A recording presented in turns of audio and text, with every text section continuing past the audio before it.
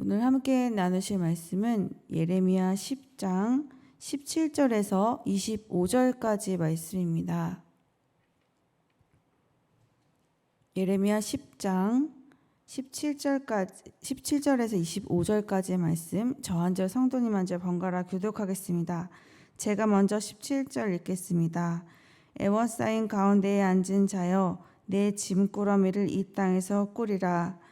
여호와께서 이와 같이 말씀하시되, 보라, 내가 이 땅에 사는 자를 이번에는 내던질 것이라. 그들을 괴롭게 하여 깨닫게 하리라 하셨느니라. 슬프다 내 상처여, 내가 중상을 당하였도다. 그러나 내가 말하노라, 이는 참으로 고난이라. 내가 참아야 하리로다. 내 장막이 무너지고 나의 모든 줄이 끊어졌으며 내 자녀가 나를 떠나고 있지 아니하니 내 장막을 세울 자와 내 휘장을 칠 자가 다시 없도다. 목자들은 어리석어 여호와를 찾지 아니하므로 형통하지 못하며 그 모든 양떼는 흩어졌도다. 들을지어다. 북방에서부터 크게 떠드는 소리가 들리니 유다 성읍들을 황폐하게 하여 승냥이의 거처가 되게 하리로다. 여호와여, 내가 알거니와 사람의 길이 자신에게 있지 아니하니 걸음을 지도함이 걷는 자에게 있지 아니하니이다. 여호와여, 나를 징계하옵시되 너그러이 하시고 진노로 하지 마옵소서. 주께서 내가 없어지게 하실까 두려워하나이다. 주를 알지 못하는 이방 사람들과 주의 이름으로 기도하지 아니하는 족속들에게 주의 분노를 부으소서. 그들은 야곱을 씹어 삼켜 멸하고 그의 거처를 황폐하게 하였나이다 하니라. 아멘. 여호와의 이 멸망, 진노는 더 이상 피할 수 없는 것이 되었습니다. 예레미야는 17절에서 이렇게 말합니다. 에워싸인 가운데에 앉은 자여, 내 짐꾸러미를 이 땅에서 꾸리라.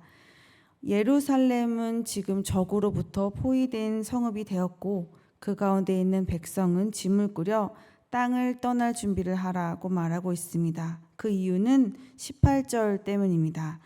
여호와께서 이와 같이 말씀하시되, 보라, 내가 이 땅에 사는 자를 이번에는 내던질 것이라. 그들을 괴롭게 하여 깨닫게 하리라 하셨느니라. 하나님께서 이 땅에 사는 자를 이번에는 내던질 것이다 라고 말씀하고 계십니다.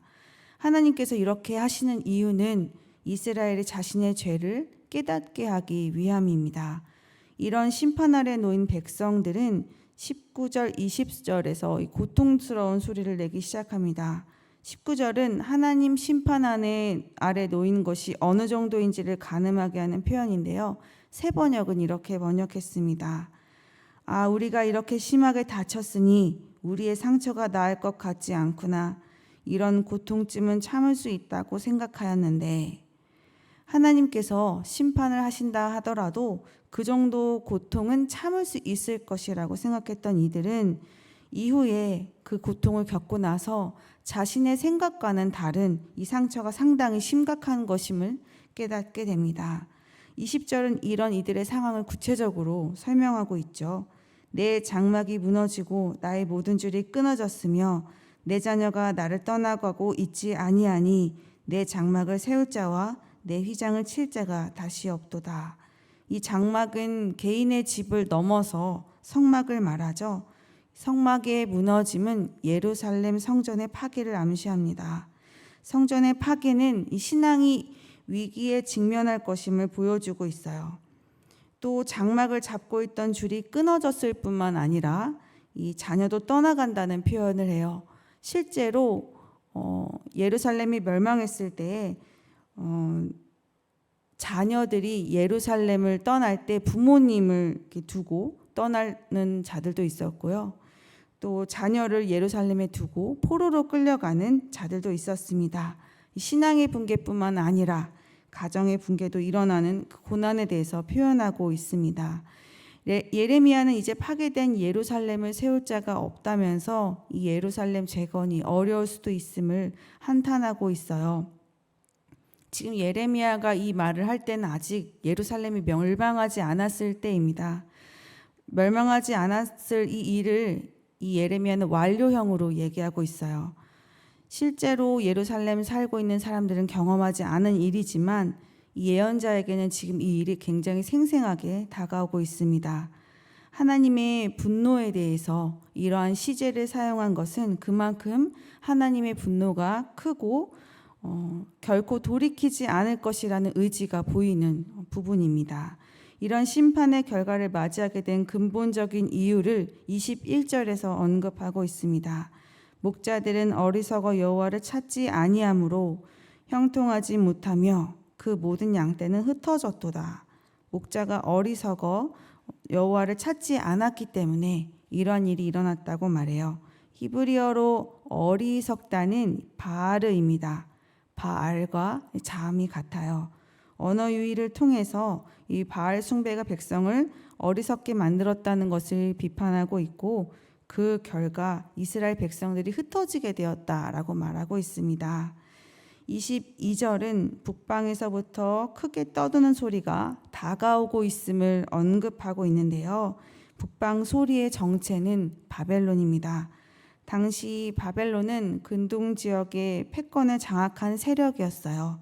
소규모의 유다가 이들을 상대로 전쟁을 치르는 것은 굉장히 무모한 일이었습니다.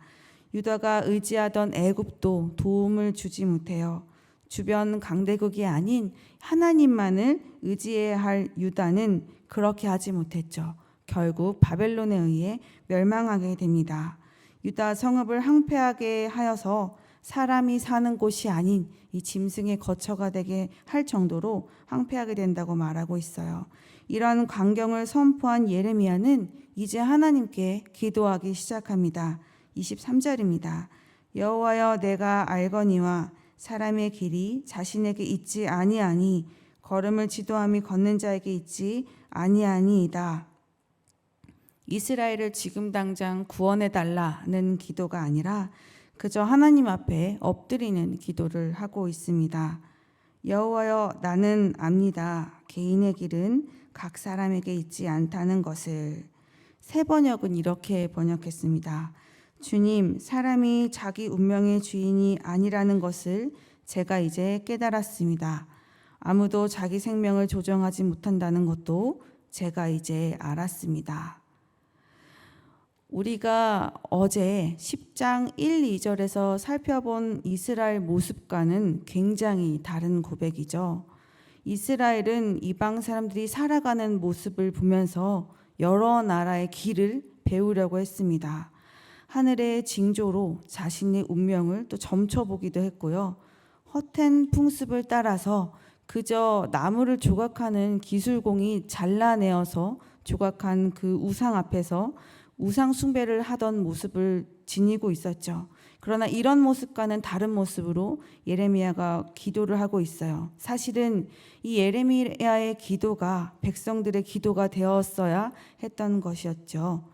우리가 선택하고 우리가 스스로 걸어가고 있는 것 같지만 모든 걸음을 지도하고 걷게 하시는 분이 하나님이심을 고백하고 있습니다.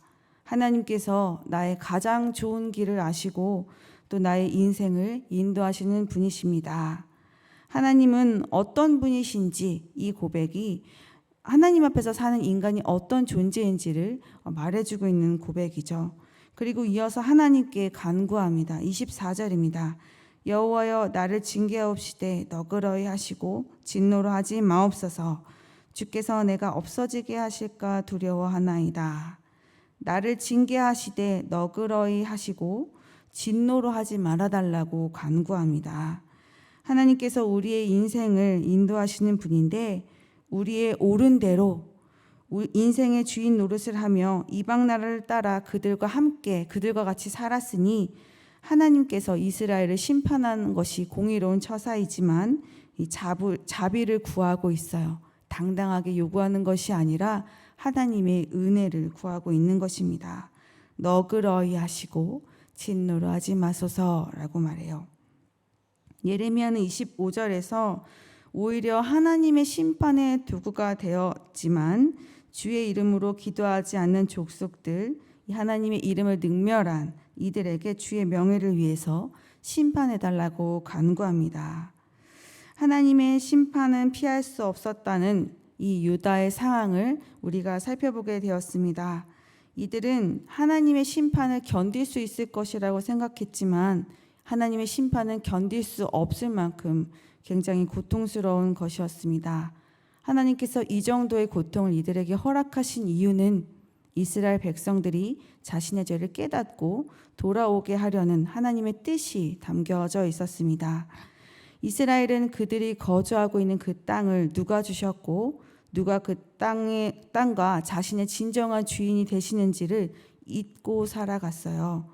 우리는 하나님의 심판을 통해서 하나님께서 허락하지 않으시면 하나님의 약속의 땅에 머물 수도 없고 또 자신이 이루어 놓은 것 같은 모든 것도 하나도 남지 않고 와야 된다는 사실을 보게 되었습니다. 예레미야도 그것을 보았죠. 우리가 우리 힘으로 걷는 것 같지만 가장 좋은 길을 아시고 인도하시는 분이 하나님이심을 고백합니다. 하나님께서 다루시는 고난을 만났을 때 이 고난의 시간을 원망과 불평으로 바라보는 것이 아니라 이때를 나를 돌아보고 이 내 마음을 새롭게 뒤엎어서 기경할 수 있는 계기로 삼는 우리가 되기를 원합니다. 이스라엘 백성의 이 완악함의 마음의 그 정도가 크면 클수록 하나님께서 내리시는 심판의 정도도 무겁습니다. 하나님이 없는 백성들에게는 이 장막이 무너지고 모든 것이 끊어지고 장막을 다시 세울 자녀가 없는 현실이 암담하고 비참한 끝처럼 여겨지지만 하나님의 백성에게는 그것이 끝이 아닙니다. 하나님의 그 심판과 징계는 멈추지 않고 돌이켜지지는 않을 것입니다. 그럼에도 불구하고 예레미야는 하나님의 이 너그러움을 요구하고 있습니다. 철회가 아니라 이 제한적으로 요청하고 있는 것이죠. 더 이상 가망이 없어 보여요. 그러나 예레미야는 포기하지 않고 하나님께 간구합니다. 24절에서 약간 어색한 것을 발견하셨을 겁니다. 여호와여 나를 징계하옵시되 너그러이 하시고 진노로 하지 마옵소서. 주께서 내가 없어지게 하실까 두려워하나이다. 여기서 주어가 나로 되어 있죠. 이 목적어가 나로 되어 있죠. 사실은 내가 아니라 이들이라고 표현했었어야 했습니다. 심판 아래 소망이 없는 민족을 이 나라고 표현하면서 이들을 위한 간구를 하는 예레미야의 간구는 오히려 하나님께서 원하고 계시는 마음이 아닐까라는 생각이 들었습니다. 자신과 이 심판당한 이 민족을 일치시키며 간구한 그 기도가 사실 이스라엘의 기도가 되기를 원하시는 하나님의 마음이 담겨 있는 것이죠. 우리가 사는 세상의 끝이 참 많죠. 실력이 안 되면 우리와 함께 일하던 회사는 여기까지입니다. 이제 그만 나오십시오라고 말할 때도 있고요. 성격이 좀 맞지 않으면 우리 여기까지 함께 합시다라고 이야기하기도 하고요. 친구 사이에 배신을 하거나 오해가 쌓이면 우리 여기까지만 친구로 지내자라는 말을 하기도 하죠. 끝나는 관계가 이 세상에 참 많습니다. 회복이 안 되는 일도 굉장히 많고요. 그런데 이렇게 끝날 것 같은 하나님의 메시지가 있는 가운데서도 하나님은 여전히 백성들이 죄를 깨닫고 돌이키기를 원하시고 또 심판 가운데서도 회복할 수 있는 여지를 지금 두고 계신다는 것입니다. 비록 우리에게는 고난이라는 도구로 다가오지만 하나님의 손에 들려진 고난이라는 도구는 하나님의 큰 사랑이 담겨져 있는 것임을 오늘도 우리는 깨닫게 됩니다. 혹시 고난을 만난 성도님들이 계시나요? 첫째로는 고난 가운데서도 우리를 돌아보고 나의 마음을 기경하는 계기가 되기를 원합니다. 둘째는 하나님의 자녀에게는 끝, 절망, 실패라는 것은 없습니다. 고난 가운데서도 나를 건지시고 이끄신 하나님을 붙들며 무엇보다 이때에는 하나님의 뜻을 분별하고 하나님께로 더 나아가는 회복이 있기를 진심으로 소망합니다. 오늘 사랑이 많으신 하나님을 더 깊이 만나고 더 힘을 내시는 하루가 되시기를 진심으로 소망합니다. 함께 기도하시겠습니다. 사랑이 많으신 하나님, 은혜 주심을 감사합니다. 우리를 끊임없이 사랑하시고 우리의 길을 인도하시는 하나님을 더 깊이 만나기를 소망합니다. 우리의 어리석음 때문에 하나님을 잘 섬기지 못하고 또한 인식하지 못하는 부분이 있다면 깨닫게 하시고 하나님께 더욱더 온전히 나아가는 우리가 되게 하여 주시옵소서. 고난이라는 어려움을 만나는 것이 우리는 사실 좋지 않습니다. 그러나 고난을 만났을 때 그 고난의 어려움 때문에 이리저리 흔들리거나 쓰러지지 않게 하시고 그 가운데서도 하나님의 뜻을 깨닫고 하나님의 사랑 가운데 살아가는 은혜를 경험하게 하여 주시옵소서. 오늘 하루도 우리의 길을 인도하시는 하나님 의지합니다. 우리를 이끌어 주시고 인도하여 주시옵소서. 감사드리며 예수님의 이름으로 기도드렸습니다. 아멘.